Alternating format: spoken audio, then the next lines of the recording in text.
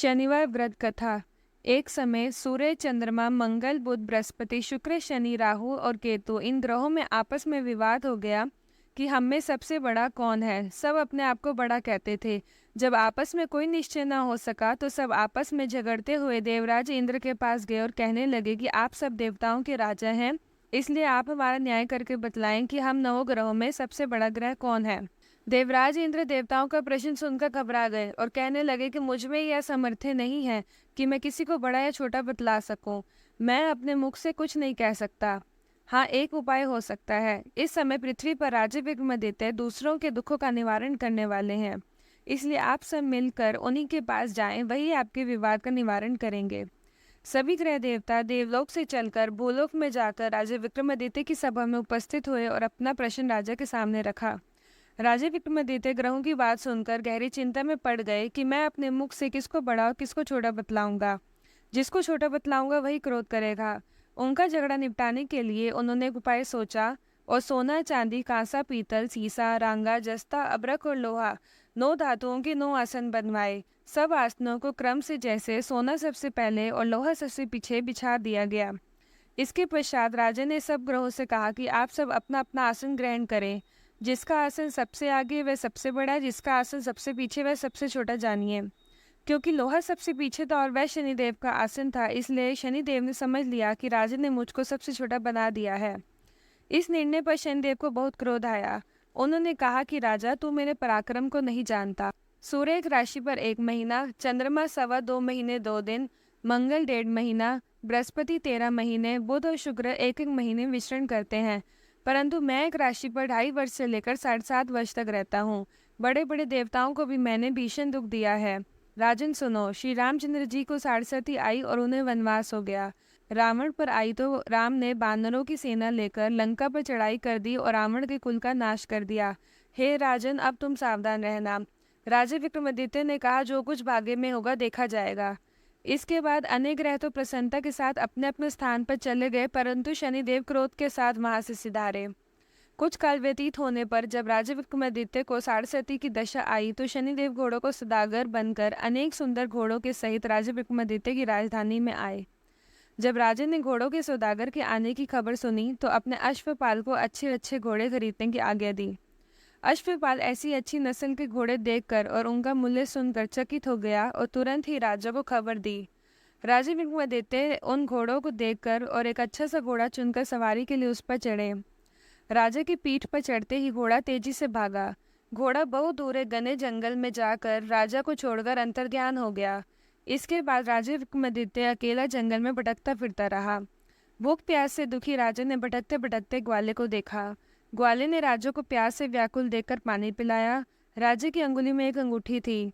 वह अंगूठी उसने निकालकर प्रसन्नता के साथ ग्वाले को दे दी और स्वयं शहर की ओर चल दिया। राजा शहर में पहुंचकर एक सेठ की दुकान पर जाकर बैठ गया और अपने आप को उज्जैन का रहने वाला तथा अपना नाम विका बतलाया। सेठ ने उसको एक कुलीन मनुष्य समझकर जल आदि पिलाया। भाग्यवश उस दिन सेठ की दुकान पर बहुत अधिक बिक्री हुई। तब सेठ उसको भाग्यवान पुरुष समझकर भोजन कराने के लिए अपने साथ अपने घर ले गया। भोजन करते समय राजा विक्रमादित्य ने एक आश्चर्यजनक घटना देखी। जिस खूंटी पर हार लटक रहा था वह खूंटी उस हार को निगल रही थी। भोजन के पश्चात जब सेठ कमरे में आया तो उसे कमरे में हार नहीं मिला। उसने यही निश्चय किया कि सिवाय विका के और कोई इस कमरे में नहीं आया, अतः अवश्य ही उसी ने हार चोरी किया है।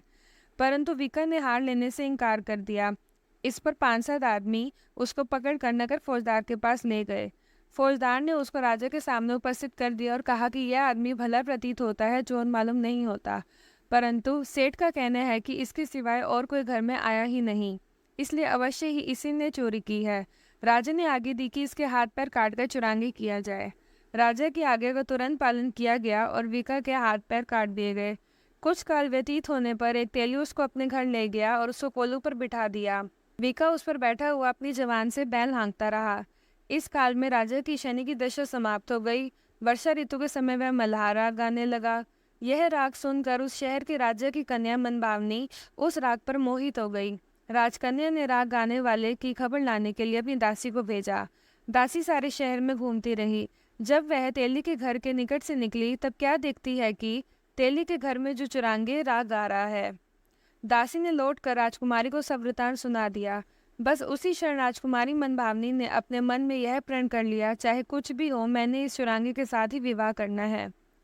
प्रातःकाल होते ही जब दासी ने राजकुमारी मनभावनी को जगाना चाहा तो राजकुमारी अनशन व्रत लेकर पड़ी रही।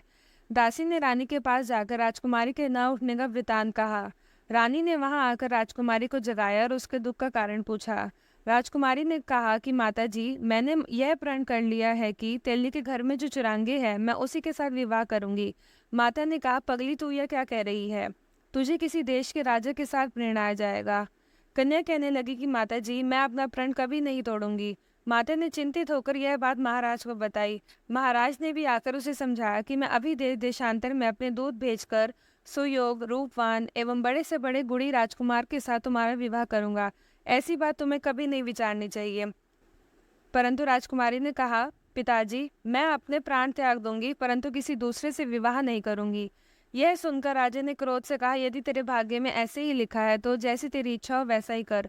राजा ने तेली को बुलाकर कहा कि तेरे घर में जो चुरांगे हैं उसके साथ मैं अपनी कन्या का विवाह करना चाहता हूँ। तेली ने कहा, महाराज, यह कैसे हो सकता है? कहाँ आप हमारे राजा, कहाँ मैं एक नीच तेली।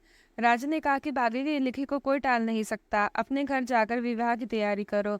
राजा ने सारी तैयारी कर तोरणों वंदनवार लगवाकर राजकुमारी का विवाह चुरांगी के साथ कर दिया। आधी रात के समय शनिदेव ने विक्रमादित्य को स्वप्न दिया और कहा कि राजा कहो, मुझको छोटा बतलाकर तुमने कितना दुख उठाया। राजा ने शनिदेव से क्षमा मांगी। शनिदेव ने राजा को क्षमा कर दिया और प्रसन्न होकर विक्रमादित्य को हाथ पैर दिए। तब राजा विक्रमादित्य ने शनिदेव से प्रार्थना की, महाराज, मेरी प्रार्थना स्वीकार करें। जैसा दुख आपने मुझे दिया है ऐसा और किसी को ना दे। शनिदेव ने कहा, तुम्हारी यह प्रार्थना स्वीकार है। जो मनुष्य मेरी कथा सुनेगा या कहेगा उसको मेरी दशा में कभी किसी प्रकार का दुख नहीं होगा, और जो नित्य ही मेरा ध्यान करेगा या चींटी हुआ आटा डालेगा उसके सब मनोरथ पूर्ण होंगे। इतना कहकर शनिदेव अपने धाम को चले गए। जब राजकुमारी मनभावनी की आंख खुली और उसने चुरांगे को हाथ पांव सही देखा तो आश्चर्यचकित हो गई। उसको देखकर राजा विक्रमादित्य ने अपना समस्त हाल कहा कि मैं उज्जैन का राजा विक्रमादित्य हूँ। यह घटना सुनकर राजकुमारी अत्यंत प्रसन्न हुई। प्रातःकाल राजकुमारी से उसकी सखियों ने पिछली रात का हालचाल पूछा तो उसने अपने पति का समस्त वृत्तांत कह सुनाया। तब सबने प्रसन्नता प्रकट की और कहा कि ईश्वर ने आपकी मनोकामना पूर्ण कर दी।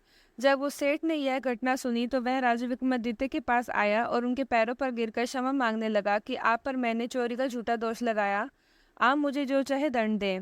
राजा ने कहा, मुझ पर शनिदेव का कोप था, इसी कारण यह सब दुख मुझको प्राप्त हुआ, इसमें तुम्हारा कोई दोष नहीं। तुम अपने घर जाकर अपना कार्य करो, तुम्हारा कोई अपराध नहीं। सेठ बोला, महाराज, मुझे तभी शांति मिलेगी जब आप मेरे घर चलकर प्रीतिपूर्वक भोजन करेंगे। राजा ने कहा, जैसी आपकी इच्छा हो वैसे ही करें। सेठ ने अपने घर जाकर अनेक प्रकार के सुंदर व्यंजन बनवाए और राजा विक्रमादित्य को प्रीतिभोज दिया। जिस समय राजा भोजन कर रहे थे एक अत्यंत आश्चर्यजनक घटना सबको दिखाई दी। जो खूंटी पहले हार निगल गई थी अब वह हार उगल रही थी। जब भोजन समाप्त हो गया तो सेठ ने हाथ जोड़कर बहुत सी मोहरें राजा को भेंट की और कहा, मेरी श्रीकवरी नामक एक कन्या है, उसका आप पाणी ग्रहण करें। राजा विक्रमादित्य ने उसकी प्रार्थना स्वीकार कर ली। तब सेठ ने अपनी कन्या का विवाह राजा के साथ कर दिया और बहुत सा दान दहेज आदि दिया। कुछ दिन तक उस राज्य में निवास करने के पश्चात राजा विक्रमादित्य ने अपने शवसुर राजा से कहा कि अब मेरी उज्जैन जाने की इच्छा है। कुछ दिन बाद विदा लेकर राजकुमारी मनभावनी, सेठ की कन्या श्रीकवरी तथा दोनों जगह दहेज में प्राप्त अनेक दास दासी, रथ और पालकियों सहित राजा विक्रमादित्य उज्जैन की तरफ चले। जब वे शहर के निकट पहुंचे और पुरवासियों ने राजा के आने का समाद सुना तो उज्जैन की समस्त प्रजा अगवानी के लिए आई। प्रसन्नता से राजा अपने महल में पधारे। सारे नगर में भारी उत्सव मनाया गया और रात्रि को दीपमाला की गई। दूसरे दिन राजा ने अपने पूरे राज्य में यह घोषणा करवाई कि शनि देवता सब ग्रहों में सर्वोपरि हैं। मैंने इनको छोटा बतलाया, इसी से मुझको यह दुख प्राप्त हुआ। इस प्रकार सारे राज्य में सदा शनिदेव की पूजा और कथा होने लगी। राजा और प्रजा अनेक प्रकार के सुख भोगती रही। जो कोई शनिदेव की इस कथा को पढ़ता या सुनता है, शनिदेव की कृपा से उसके सब दुख दूर हो जाते हैं। व्रत के दिन शनिदेव की कथा को अवश्य पढ़ना चाहिए। ओम शांति, ओम शांति, ओम शांति। बोलो शनि महाराज की जय। शनिवार की आरती। आरती की जय नरसिंह कुंवर की। वेद विमल यश गाऊं मेरे प्रभु जी। पहली आरती प्रहलाद उबारे, हिरण्यकुश नक उदर विदारे। दूसरी आरती वामन सेवा, बल के द्वारे पधारे हरिदेवा। तीसरी आरती ब्रह्मा पधारे, सह सभाओं की भुजा उखारे। चौथी आरती असुर सहारे, भक्ति विभीषण लंक पधारे। पांचवी आरती कंस पचारे, गोपी ग्वाल सखा प्रतिपाले। तुलसी को पत्र कण मणि हीरा, हर्षि निरखी कविदास कबीरा। शनिवार की दूसरी आरती। जय जय रवि नंदन, जय दुख भंजन, जय जय शनि हरे स्वामी, जय जय शनि हरे। जय जय रवि नंदन, जय दुख भंजन, जय जय शनि हरे स्वामी, जय जय शनि हरे। जय भुचारी धारणकारी दुष्टलन, तुम होत कुपित नित करत दुखित, धनी को निर्धन। तुम घर अनूप यम का स्वरूप हो करत बंधन। तब नाम जो दस तो ही करत सो बस, जो करे रटन। महिमा अपार जग में तुम्हारे जपते देवतन, सब नैन कठिन नित बरे अग्नि भैसा वाहन। प्रभु तेज तुम्हारा अति ही करारा, जानत सब जन। प्रभु शनिदान से तुम महान होते हो मगन। प्रभु उदित नारायण शीश नवायन, धरे चरण। जय शनि हरे, जय शनि हरे।